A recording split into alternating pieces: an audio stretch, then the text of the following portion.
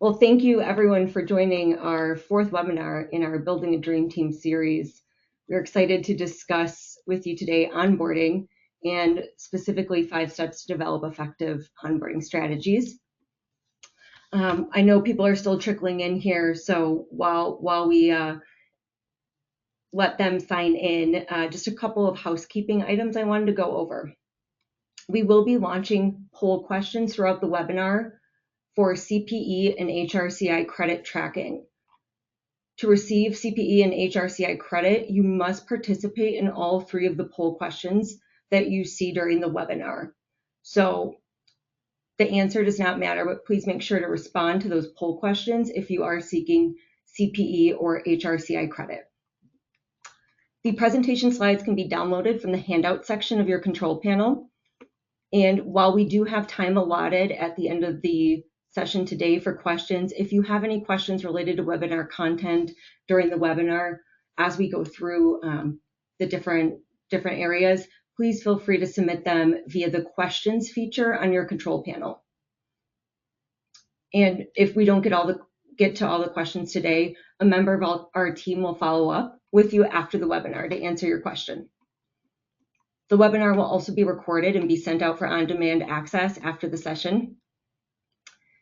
And lastly, at the conclusion of the webinar, a short survey will launch. We do ask that you complete that for CPE and HRCI credit, and those CPE and HRCI certificates will be sent via email within 7 business days. So expect to see those sometime next week. Again, if you are looking to get credit today. All right, I think that covers it. So we will get into it and start off just a little bit about Sikich. If you're not familiar with Sikich, Sikich is a global company specializing in technology-enabled services. We've been around for over 40 years and have served over 15,000 clients, helping them improve their business performance and achieve their strategic goals. We have over 1,900 professionals across our practice areas and have a global employee base as well. Our teams are organized across 3 pillars, and we are, Lisa and I are members of the Human Capital Management and Payroll Consulting team, which is one of our advisory services. So as I said, my name is Laura Fisher. I lead the HR advisory team at Sikich, and our team offers custom solutions across a broad range of HR disciplines, including HR strategy, talent acquisition, learning and development, compensation analysis and design, HR technology, change management, and organizational development. In the talent acquisition realm, we work with clients on planning, designing, and integrating talent acquisition strategies into sustainable models to enable them to attract, hire, and develop the best talent for their organization. So whether you are looking to enhance current strategies or establish an internal talent acquisition function from the ground up, we can help you and work with you to ensure that your short and long-term goals are met. Joining me is Lisa Trujillo. Lisa is a seasoned professional with more than 2 decades of experience in talent acquisition. Lisa has navigated the complexities of diverse sectors, including government, defense, casino, hotel, resorts, renewable energy, and dynamic startup enterprises. Lisa has designed and deployed a number of onboarding programs for clients and organizations, so she will be speaking a lot to those examples today as our expert here. And I won't read this, but just disclaimer, take a look at the legal disclaimer. All of the guidance we provide is considered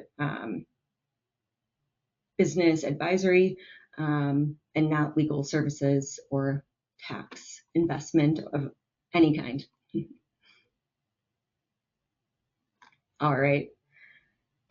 So getting into it, whether you're leading an award-winning onboarding program and you're looking to make improvements or building a new experience from the ground up, onboarding is really an evolving journey. So today we're going to explore the process and kind of the steps to get you to that optimal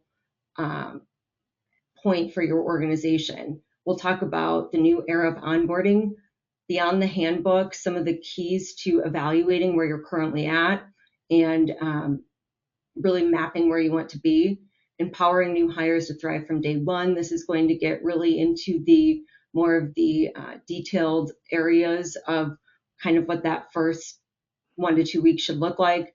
Building excellence through strategic onboarding, that is going to cover more of the 30, 60, 90 days and what those programs should look like. And then the talent optimization framework is really tying all of those things together as we, kind of go through the different areas. So again, please, if you have questions, feel free to drop them in the chat and we will get to those as we go along. Otherwise, we will also leave some time at the end for questions. So I am going to hand it over now to Lisa to kick us off with the new era of onboarding. And Lisa? Thank you, Laura. Appreciate the introduction and welcome everybody. My name is Lisa Trujillo. I'm the Talent Acquisition Consulting Manager here at Sikich. So today we've got a great exciting topic, which is onboarding. So as we are in this new era of onboarding of 2025 and beyond, talent management has really undergone a very profound transformation. Our organizations were embracing AI and automation and really looking at data-driven decision-making to really enhance our workforce effectiveness. But one truth remains is onboarding is a critical bridge between recruitment and long-term success. So as modern companies, we're all juggling multiple priorities, from fostering inclusive environments to building engaging cultures, managing remote workforces, developing comprehensive wellness programs. But sometimes most of the innovative initiatives can fall short if new hires aren't effectively integrated into the organization's ethos. So that's where we're going to be talking about really building that strategic onboarding program is going to serve as the foundation that's going to connect a lot of these various elements to ensure that, the investment time in your talent acquisition and development really yield kind of those meaningful returns. So let's take a look at onboarding timeline and the popularity. As you can see, we got a timetable here and kind of really how it all started. So it really began in the 1990s and all the way through 2000s into where we are today. And organizations really more in the mid to tail end of where we are today is starting to really formalize those onboarding processes to help new employees really integrate effectively into their roles, the company, the culture, and a lot of the focus way back in the day of my time, I remember it was just like, okay, do we have a PC? And okay, here's a manila folder and here you go. Here's just learn everything you can about a client and get to work. So over the years, it has really transformed into more meaningful, purposeful kind of onboarding. And that is really where the involvement comes to encompassing, and it is the new hire engaged. And so that's going to help turnover for supporting from retention and performance alignment. So really it is another critical phase in someone who's joining your organization and the employee life cycle. So it's really beyond the paperwork to include that cultural assimilation, relationship building, and kind of that long-term engagement strategy. So again, this evolution reflects a broader shift in HR from just your administrative functions to more of a strategic talent management. So I think we've got a polling question coming up here. So from the list below, what word would you choose to describe your current onboarding? Is it remarkable? Maybe it's engaging, inclusive, or maybe you're like, oh my gosh, I'm so overwhelmed, or it's really disorganized. So wow, it gets a lot of different feedback here. Not many remarkable. Some's got good. Wow, engaging, inclusive looks good. Wow, almost kind of coming into a tie. Overwhelming, disorganized. So we got a little mixed review here.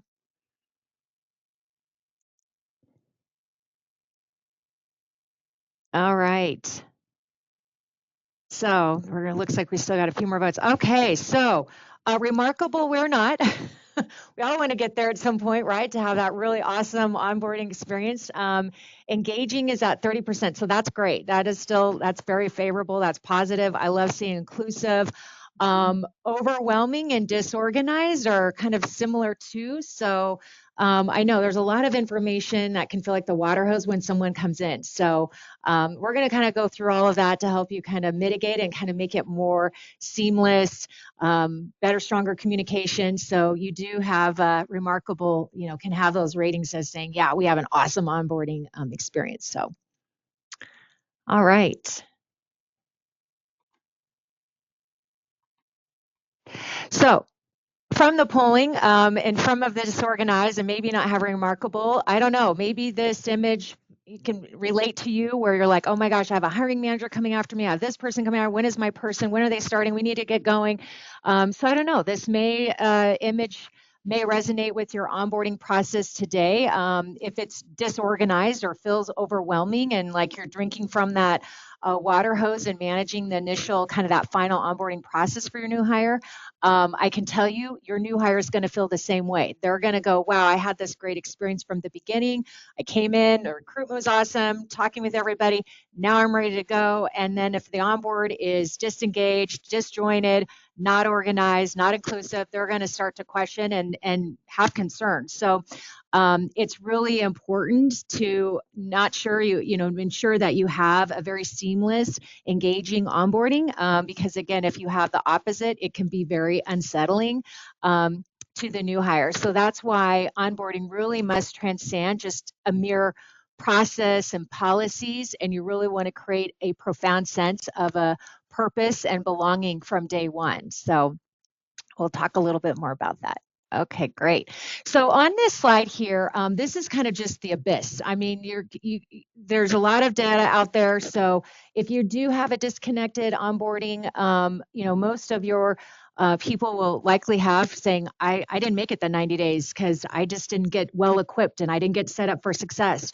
There's a huge financial cost to that, right? So we can all know that, hey, all the time and resources putting somebody in through our organization, and if they fall out short, less than the 90 days, that's going to be a big financial impact. Some employee experiences, as you can see here, 76% of organizations believe they're not effectively onboarding their new hires. So again, that's how important onboarding is. It's really an extension of your company and bringing somebody into the fold, into your organization.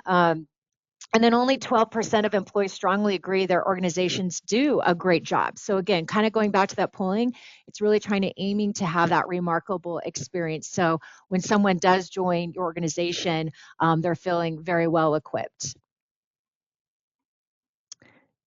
And then some other internal challenges, I'd have to say when you do hire in somebody and someone's doing an awesome job within the organization, now they're getting promoted or they're stepping up into a new position, it is just as critical to make sure that you have a proper onboarding. So again, that person is going to know your people, your teams, your culture, the business. But what they may not know is, okay, now I might be dealing with an entire different team or different segment of the business, or maybe it's global. Whatever it is a change. It might be somebody who's been a very strong individual contributor, but showing those leadership and management skills. And now they step into a manager role and now they have a team. So again, it's really ensuring that, again, it's just as critical and equally important that you design a very specific internal onboarding program. So then your internal employees who do get promoted continue to feel championed within the organization. And this next quote I love from the former LinkedIn CFO, Jeff Weiner. So onboarding isn't just about paperwork and policies. It's about making people feel they've joined something bigger than themselves. So true. Really, that onboarding journey truly should be that transforms that new hire really as more of an integrated team member, encompassing everything from the organization's values, understanding the working relationships, the culture.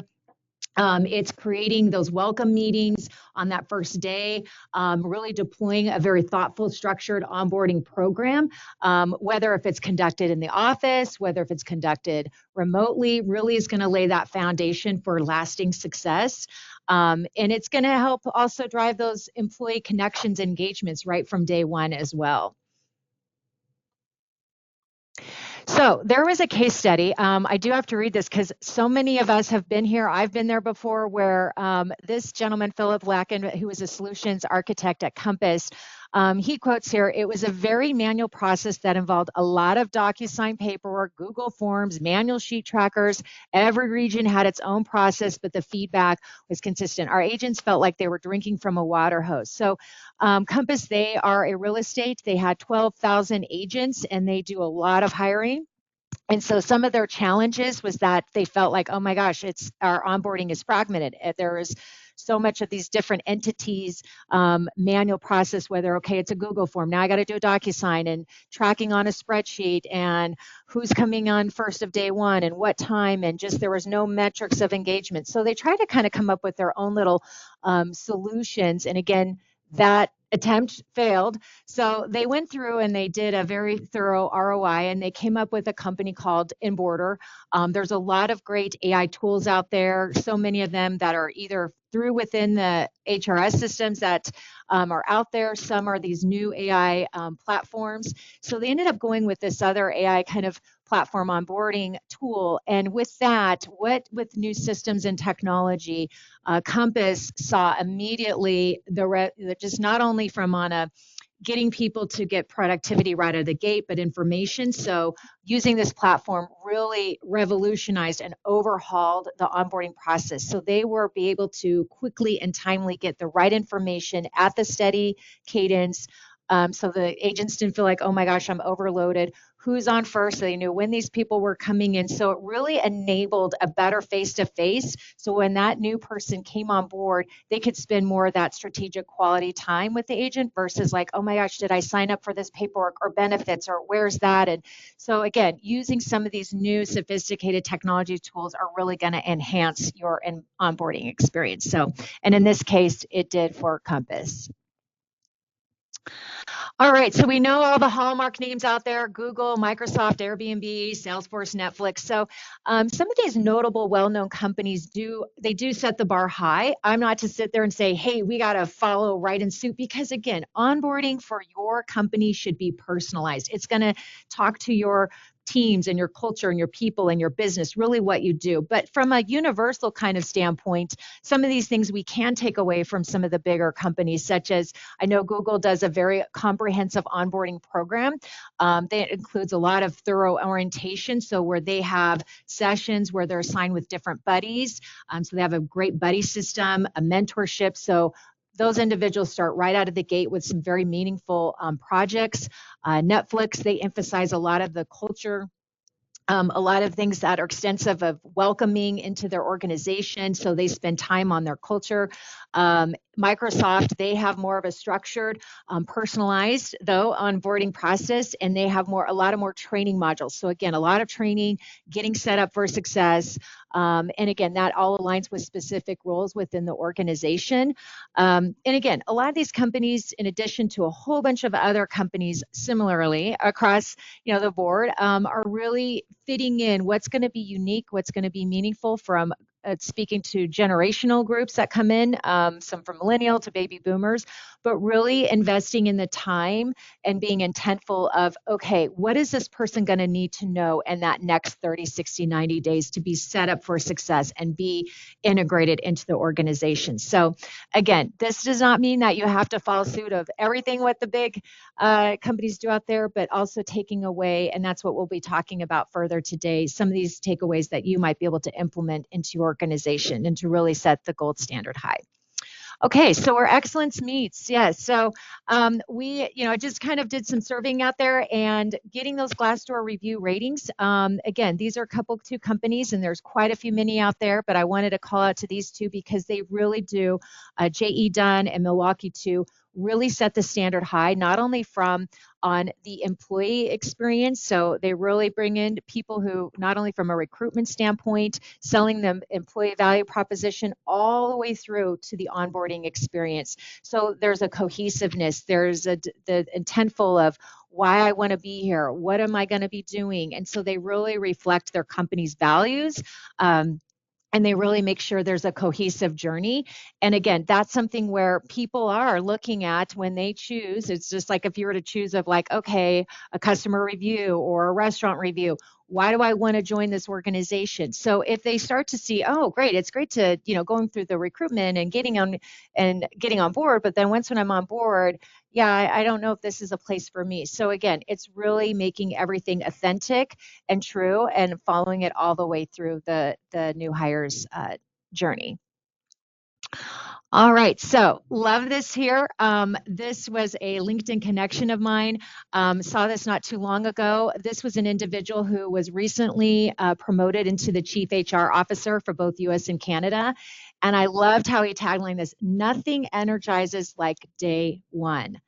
And he was here, as you can read, he's giving a hat off to the internal HR teams that 3 years ago, he had a great onboarding experience and now he's doing it all over again, but he's in a different role. So again, that goes back to how valuable and important it is, not only from external new hires coming in, but when you are champion and you are promoting people within your organization, they have another onboarding experience that's very unique. So wanted to bring that. And then onboarding by the numbers. Sorry, Lisa, I jumped ahead. I think we're doing one more poll question. Yep, I was like, I think we got a poll question. So got another poll question here. So curious to know, which areas have you allocated a budget for onboarding related programs? So put something in there if you do it for external, internal, if you're looking to invest in some of those onboarding tools and technologies. Where do you think you're putting your budget to? Oh boy, coming on in. We have not, employee experience, and tools and technology is similar. Too. Yeah. Technology, yeah.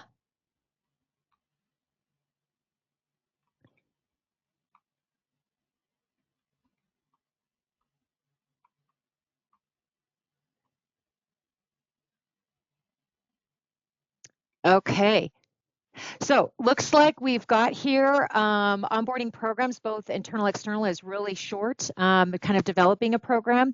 Tools, technology, yep, that is on the forefront at everybody's mind, and that's really going to help create a very sophisticated onboarding program for you. Employee experience, a little low, could be higher, and then we just haven't really considered. So, but all of these really go hand in hand. So again, this is how you can kind of start to shape of the value of it. All right, so we've got, I wanted to point out in our next slide, the onboarding transformation and trends. This is what's really coming out. I'll wait for, yep. This is what's coming out of even just from last year, and I'm going to be curious to see what happens in the next few years forward. But ultimately, in these last few years, organizations who are really transforming their onboarding, they are seeing, because they are running those metrics, they're seeing a higher return on productivity and proficiency with employees getting on board quickly with what they need to know. There's higher retention and engagement. Again, same thing, whether if you're on site or you're hybrid or you're remote, but with having a structured onboarding, they're really starting to see the value of this.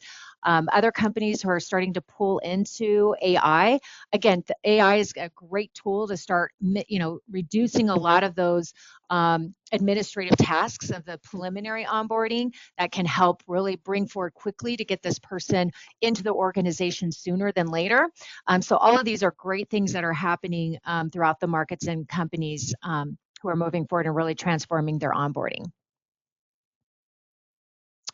All right, so investing by the numbers here. So if you aren't considering investing, maybe it's the time to consider going, hey, where do we need to put that budget in? Because again, as Sherm reported here, just in last year, organizations are increasing their onboarding budget. And again, it's going to most likely increase again.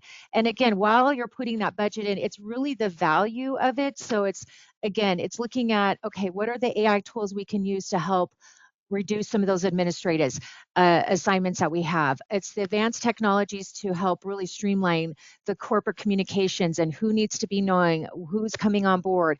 It also provides the information and the tools. So when your new hire does come in, they're going to get on board sooner, faster, have more of that increased productivity time. So really great things and numbers that are coming through.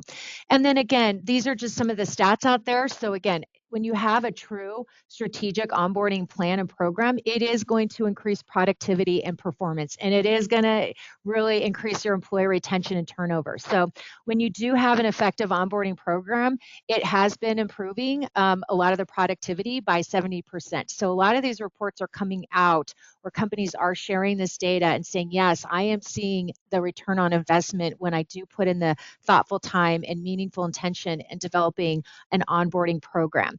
So again, really strong numbers out there that are being reported and captured of the value of onboarding. Okay, so beyond the handbook, and I will pass this along back over to Laura. Yeah, thanks, Lisa. And great kind of way to set the table for what we'll talk about next. And as everyone knows, finding exceptional talent is only half the battle. Onboarding them in a way to ensure they are productive and then retaining them throughout the integration period is really where the success lies. Every new hire represents not just in addition to your team, but a significant investment that you're making as part of the organization's future.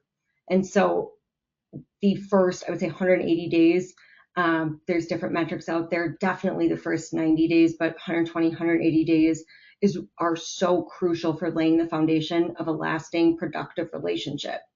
It's actually some data I pulled, and Lisa, you had great stats on the previous slides, but a couple additional pieces. Bamboo HR, recent study done by them, 31% of workers quit a job within the first 6 months. So that is 1/3 of, on average, the people who you bring into your organization are going to be gone in 6 months, and that investment is out the door. A study by Brandon Hall Group actually showed that a positive onboarding experience increased new hire retention by 82% and improved new hires productivity by 70%. So those are just some of the, quick stats that we can see how critical this is. And kind of going again beyond the handbook, we know that it's not just orientation and benefits and policies and handbooks, but I love this quote from Steve Jobs. You cannot mandate productivity. You must provide the tools to let people become their best. So really ensuring that people are provided the tools and that they're set up for success. And that means that onboarding does not start the day that the employee walks in the door. Onboarding starts the day the employee accepts the offer letter. And I think one of the main reasons why many companies struggle with developing onboarding programs is because it's not one size fits all. Strategic onboarding programs are thoughtfully designed to be embedded into your organization just as other business functions. So there is not one answer that will be the answer for everyone. And while Lisa and I will share a bunch of specific examples and ideas with you today, we recognize that not all of them will be applicable to your business.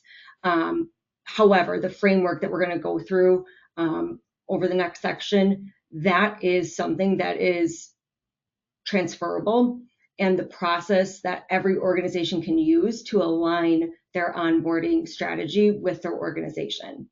So some of the things you need to look at when you're mapping your strategy: company culture.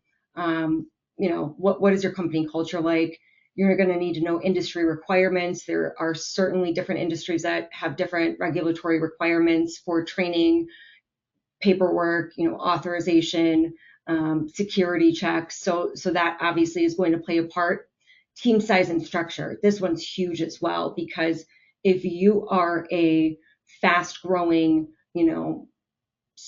small to mid-sized company, let's say you have 100 employees, but you're hiring, 10 to 15 employees a month, your strategy is going to look vastly different than the company who's maybe only hiring, 3 to 6 people a year. So really, that team size and structure and kind of where you're at in the hiring life cycle is going to be really important as well.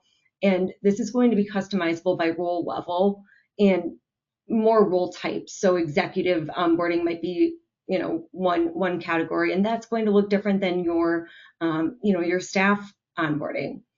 And then to make it even more challenging for everyone, you have remote versus on-site. So, that was definitely one of the questions that we got prior to the webinar was, how do you, integrate and do remote onboarding well? And again, there's not one answer, but we will give you some ideas and tips for doing that.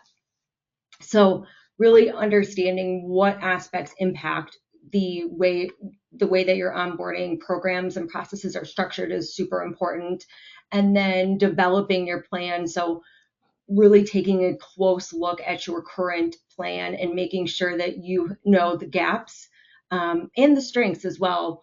And what percentage of your onboarding is virtual, what percentage of your workforce is remote versus on site, how long is your current onboarding program, who's involved, what are the touch points you have throughout the program, are there regular touch points, and are they done consistently? Because I think that's the key, is making sure that they are done consistently. What technology are you using? Again, how are you integrating new hires into your company, and how are they getting a sense of the company culture and building connections and integration? And so again, a lot of this has to do with communication plans, working with your IT, your operations, your marketing team to really have a full process. Success stories. So what's going well? What has been a successful onboarding initiative? Lisa had mentioned, mentor buddy system was one example. If that's something going really well for you, leverage that, maximize that, and then take a look at where you could improve. And so, we need metrics, of course, to know where to improve. So really important to collect feedback from new hires, again, on a cadence, after their first week, after their first 60 days, after, 1 year, really have a structured way to collect that feedback, because you can't fix a problem that you don't know exists. So that's critical. And then again, that just kind of goes along with the process improvement and, knowing where the issues lie, and then also making sure that you update your onboarding content. I had a client several years ago, and they did a great job onboarding, and they had a very successful onboarding program, but it had been maybe 10 years, and so they had videos and photos, and they started to look really dated. And so just making sure, hey, you could still do this, let's freshen it up a little bit, and it makes a big difference. So really the journey mapping and making sure it's aligned with your brand, with your culture. This is all part of the process, designing those touch points throughout the 60, 90-day journey, creating role-specific milestones, tailoring experience. So again, based on role level, based on if it's an internal or external hire.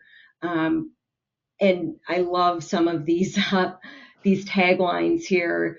They, again, can be applicable to your organization, or you can get with your marketing team and come up with something else. But, brand your onboarding program, welcome aboard, set to soar, if you're an aerospace company, or, kind of the first day forward, that seems like it might be like an education industry. So just kind of, good ways to make a statement, even through your company culture and branding, your journey.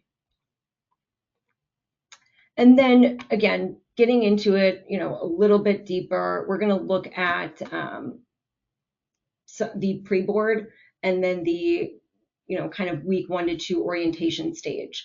And then this is really about, what happens from offer acceptance to, what we look at as the onboarding stage, standard onboarding stage. And then Lisa is going to talk about the strategic stage, which comes next. So, all of this to say, and that was another common question too that we got, how do you get employees, new employees, all the information that they need without feeling like they're drinking from a fire hose? This is the biggest thing you can do, is the pre-board stage. Making sure that you are starting onboarding the day that they accept their offer, not the employee's actual start date. they will feel, if everything is the day that they start, they will feel like they're drinking from a fire hose. So do a lot of this stuff before they walk in the door. Make sure that you have IT, security, paperwork, a schedule set for them. That should all be done, I would say ideally a week before they walk in the door. So things are set. You say, hey, we're super excited. Here's your schedule for the week. Here are the forms we'll need back from you. So, take a look, and hopefully, this is automated and digital, but even if it's, if it's still manual and paper, this can all be done before that employee walks in the door. So when they walk in the door, it's not overwhelmed under a stack of paperwork. It's, okay, did you have any questions on that paperwork? Otherwise, we'll take that from you and get it into the system. And then really having that strategic schedule and introduction to the different departments. So it shouldn't be, oh, well, we don't have your computer, your desk set up, because then they're going to have to spend time during the first week doing that instead of meeting with, your teams and learning about the business. And so once they're on board, make sure you're, communicating to the team, include a card from the team, especially virtually. This is so important when you're onboarding virtual or remote employees. Really make sure that they feel connected. This could be as easy as everyone on the team sending them an email. We're excited to have you on board. We're looking forward to working together. I know that one of the things that a company I worked with did was send a box of swag and snacks. So, hey, we're excited to have you. Here's some company swag, here's some snacks, so you're fueled for your first week.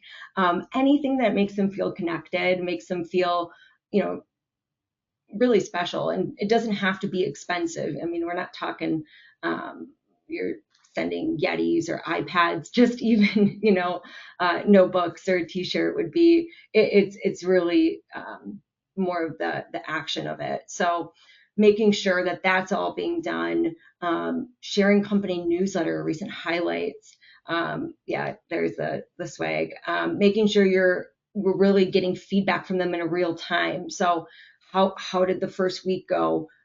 Where do you feel that you need more training or insights on? And making sure that they are having enough of a structure in that first week while having some time to work with their direct team. They really should not be,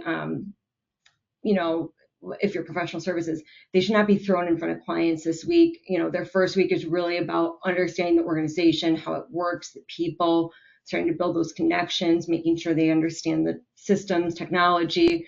I think where a lot of companies fall short is trying to get them to into the next stage too soon.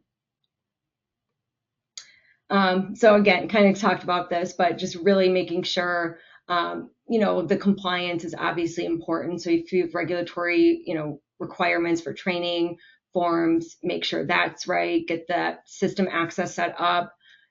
And then I think one of the most important ones that I want to call out is making sure it's a collaborative effort. Onboarding is not just an HR function. It is really a cross department organizational function. So onboarding, finance, HR, every single group needs to be involved. Facilities, operations, security, everyone plays a part in bringing someone new to the organization. It is not just HR.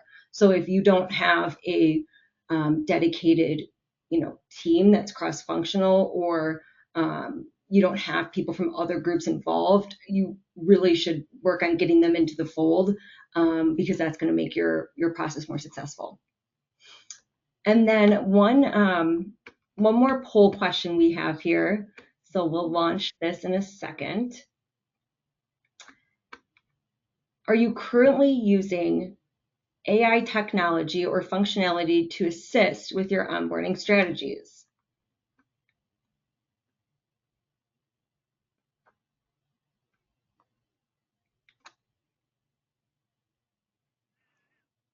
A lot of no's, maybe considering, unsure. Getting a few yeses here. Nice.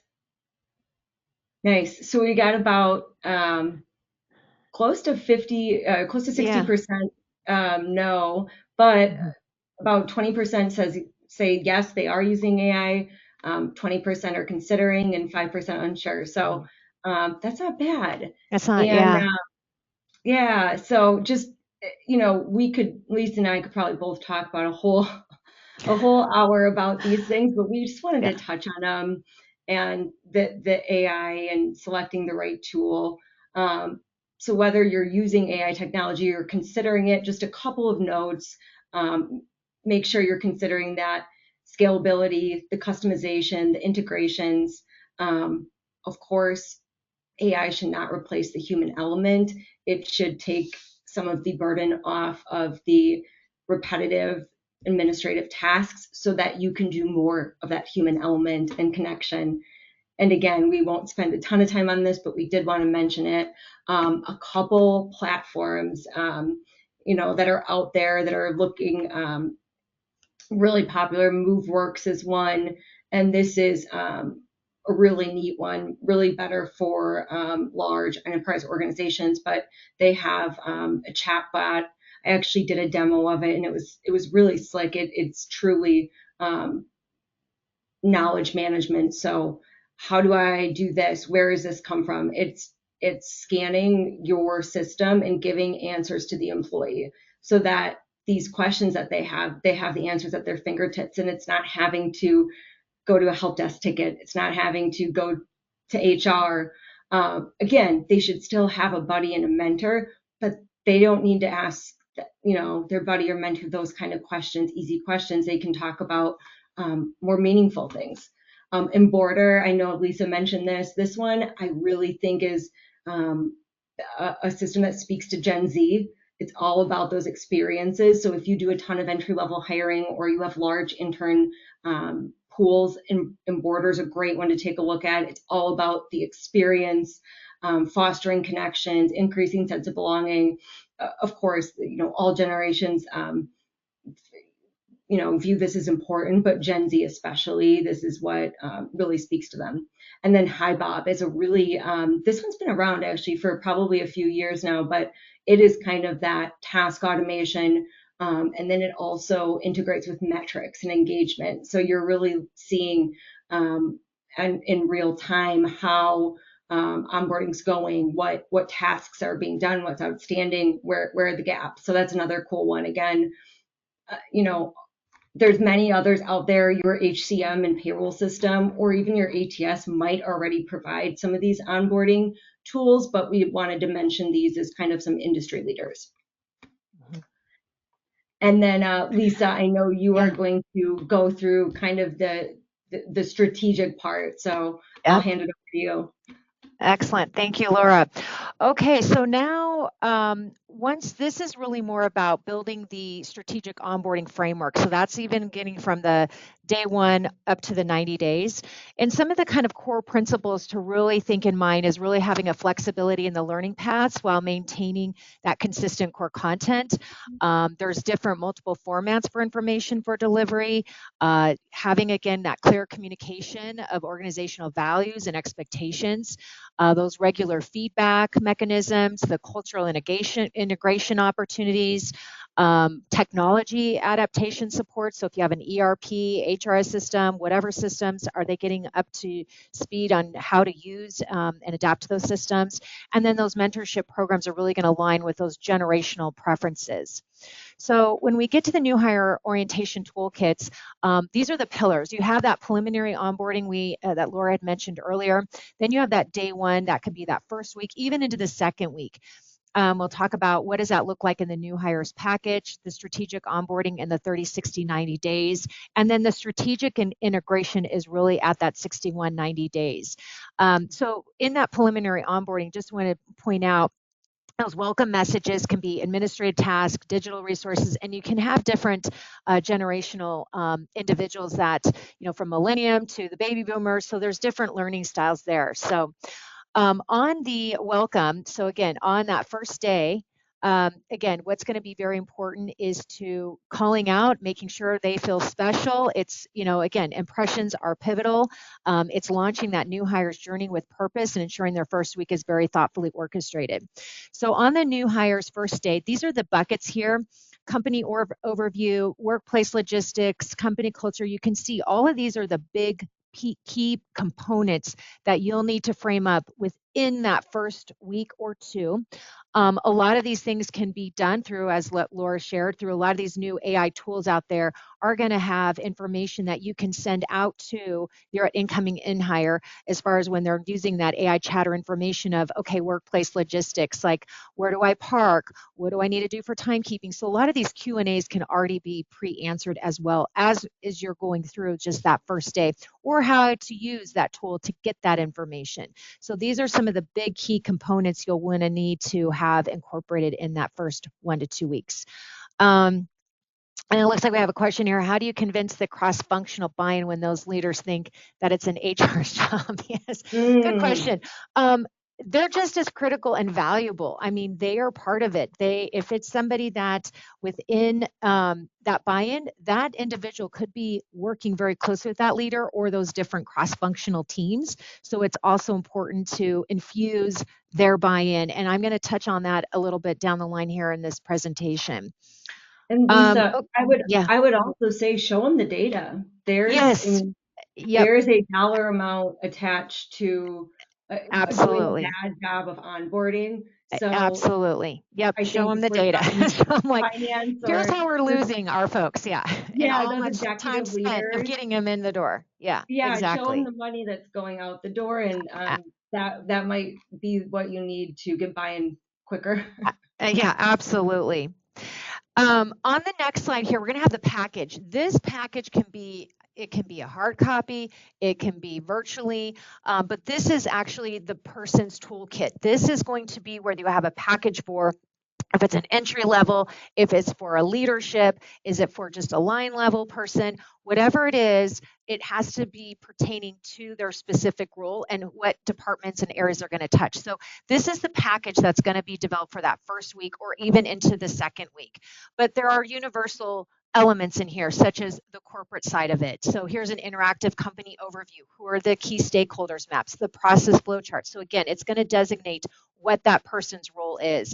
Team and events. There might be universal, here's an event the company does all the time, quarterly or annually. Team building activities, getting set up in the mentor buddy system, department contact list, the social calendar. There's the role specific information.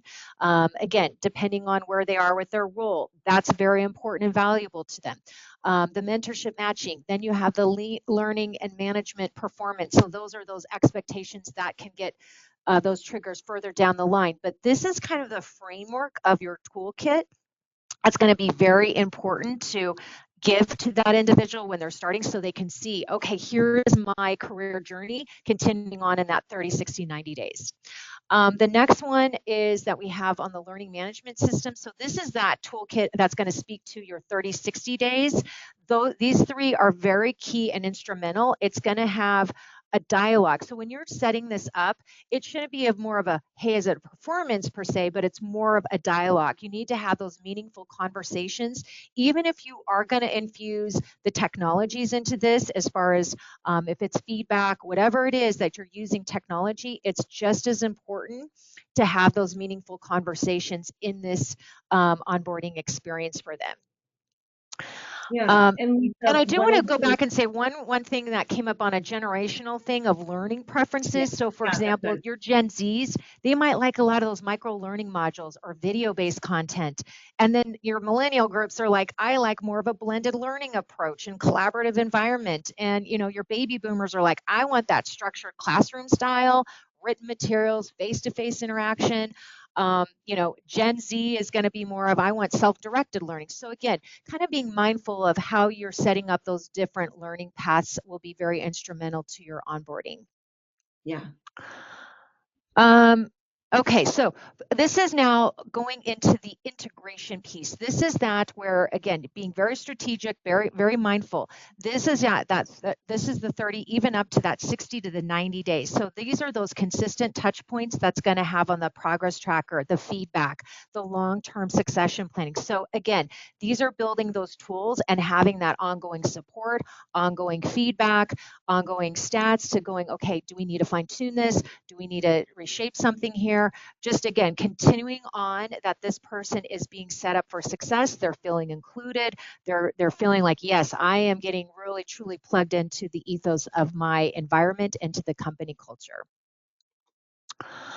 And then this is just, I'm giving just pure examples. These are just some from like, it would be for your team member employee. So again, they could have where goals and accomplishments. So in that 30 days, this is what you could be asking, the team member is going to be sharing. What have you learned about the company team in their role?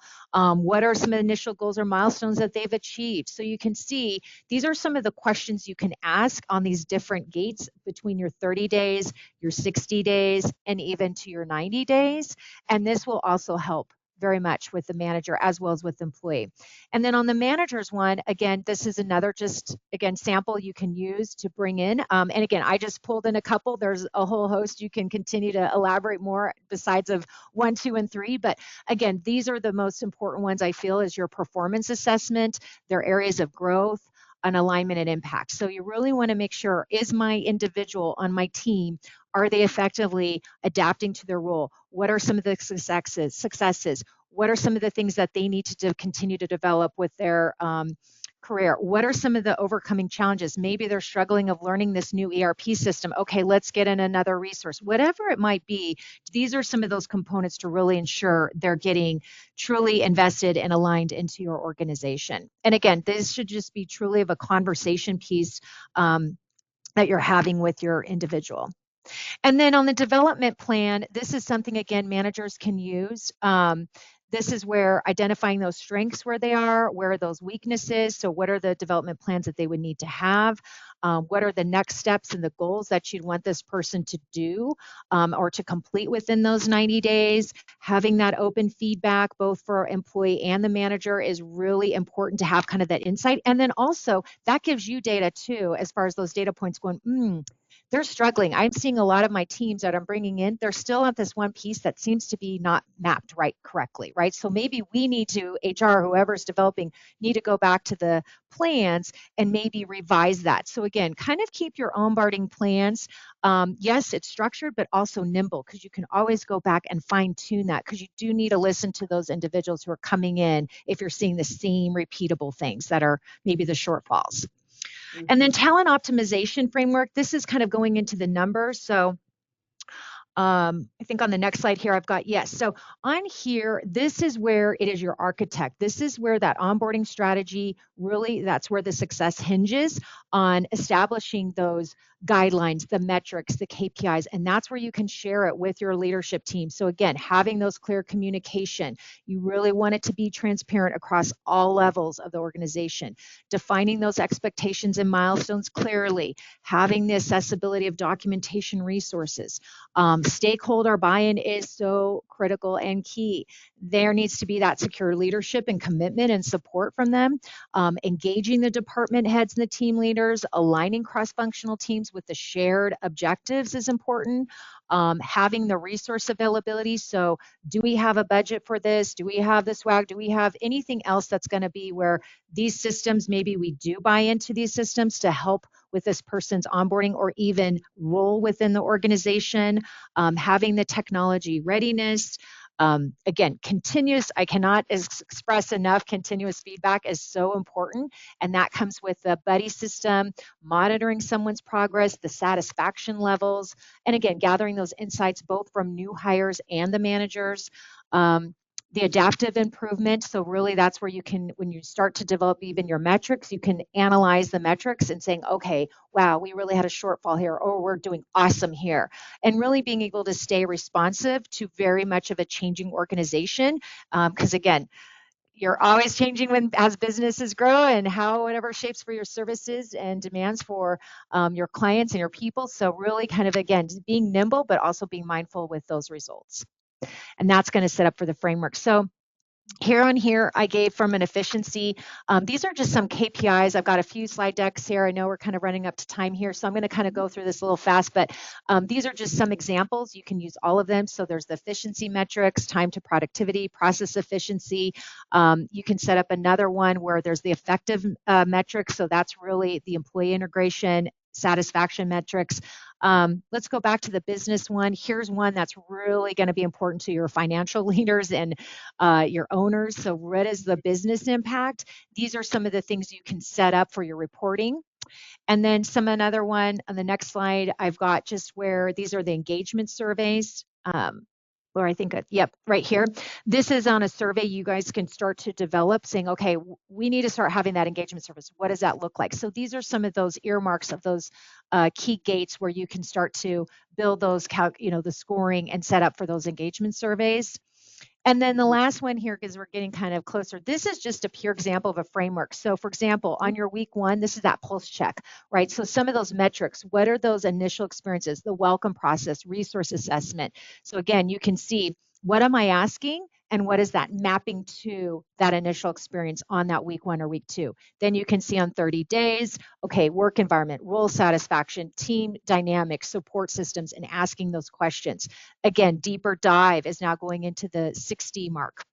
That's that career pathing, the cultural fit, project involvement, relationship building. And then the 9 is really more, the 90-day is truly your comprehensive, that overall satisfaction, future vision, recommendation level, development opportunities. So again, this all kind of flows into that full onboard framework. Mm-hmm. Looks like we and have then I just kind of, go ahead. Another question. Yeah. Oh, no, just another question. I missed another. So with a small HR department, who should own the onboarding process, talent acquisition, or HR generalist?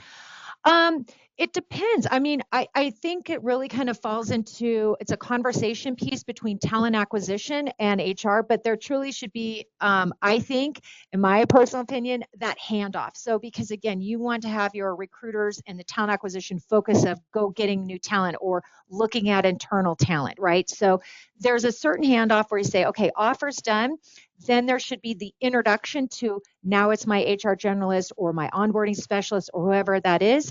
There should be a messaging to them going, now I'm going to introduce you to this person. And then it's that individual from an HR perspective or representative to be able to say, okay, great, now I've got you.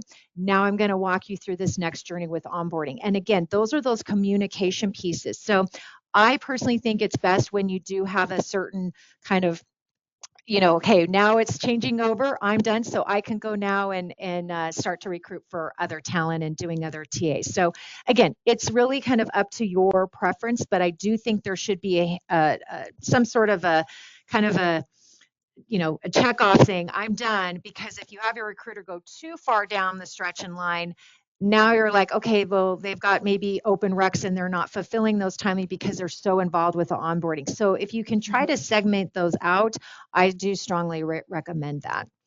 Yeah, the other option that I've ahead. seen, Lisa, would be, the talent acquisition team or leader really doing everything from, pre-board to kind of that first Yes. week, and then it hands off to a business partner, an HR business partner. But Sure. yeah, who owns the function? That's really dependent. I mean, it could be either, And I know some organizations, they will have, when there's that handoff to that next HR or onboarding specialist or, whoever it is from HR, talent acquisition and the recruiting team do want to see, hey, how did my person do?